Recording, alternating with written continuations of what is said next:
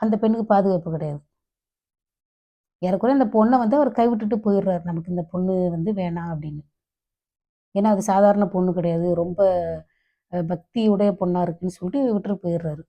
அப்போ அவங்க சொல்றாங்க, அதாவது அவங்க இன்னொரு கல்யாணம் பண்றது, அதெல்லாம் வந்து அந்த காலத்துல கண்ணகி காலத்திலயும் நடக்கல. அ இப்போ எப்படி நடக்கும் சொல்லுங்க? அவங்க என்ன சொல்றாங்க, சிவபெருமான்ட்ட வேண்டுறாங்க. எனக்கு வந்து பேயுரு குடு. பேயுருன்னா அவங்க என்னோட உடம்ப நீ வந்து அதாவது இந்த ஒரு பெண்ணுடைய அழகான உடம்பு அவ்வளோ பிரச்சனையா இருக்கு. அவங்களுக்கு வந்து கொஞ்சம் வயசுல தான் அந்த மாரி பிரிஞ்சு போறாங்க. அப்போ அவங்களுக்கு எவ்வளவு பெரிய பிரச்சனையா இருந்திருக்கும் அந்த உடம்பு சொல்லுங்க?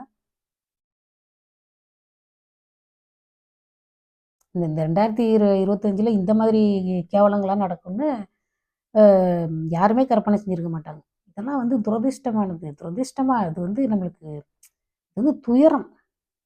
வார்த்தைகளோட அ அந்த வார்த்தைகளோட ஆழமான வலிய சொல்லவே முடியாது. எவ்வளோ கஷ்டம். ஒரு இத கேள்விப்படுற நமக்கே இவ்வளோ கஷ்டமா இருக்கே! அதாவது ஒரு பெரிய புதகுழிக்குள்ள அவன் விழுந்துட்டான். அவ்வளோதான். இதுக்கு மேல அவன மீட்டு என்னதான் பண்ண முடியும்? என்னதான் பண்றது? அந்த பெண் வந்து பேயுரு கேட்டிருக்காங்க. அப்ப நான் யோசித்து பார்க்குறேன். என்ன இது இந்த உடம்பு அதாவது கல்யாணத்துக்கு முன்னாடியும் இது இந்த பொண்ணு சூப்பர் ஃபிகர் அப்படிங்கிறது. இது வந்து பொண்ணு சுமாரா இருக்குது, அசிங்கமா இருக்கு.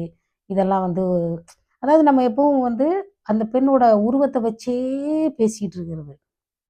கல்யாணத்துக்கு முன்னாடி ஒரு பேரு, கல்யாணம் ஆகி குழந்தை பொறந்துட்டா ஆன்டி.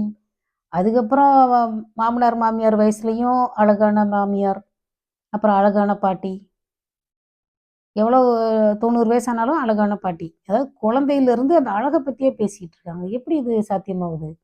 ஆண்கள பத்தி அப்படியா நம்ம அழகு அழகுன்னு பேசிட்டு இருக்கோம்? அவன் எவ்வளோ திறமைசாலியா இருக்கான். அவனுக்கு எவ்வளோ குணம் இருக்கு.